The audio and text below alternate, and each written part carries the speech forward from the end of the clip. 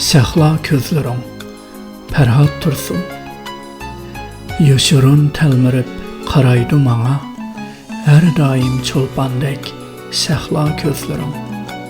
Tikilsem çırayım tattırıp birden, tevişsiz titreydi ğunçı levlerim. Tevişsiz kalsımı ğunçı levlerim, ayandır kalbimge senin sözlerim. Tartınış ağzımni açır mısımı, eytidu hemmeni şəhla közlerim. 1986 yılı 3. iyul Beyjing'de yazılgan.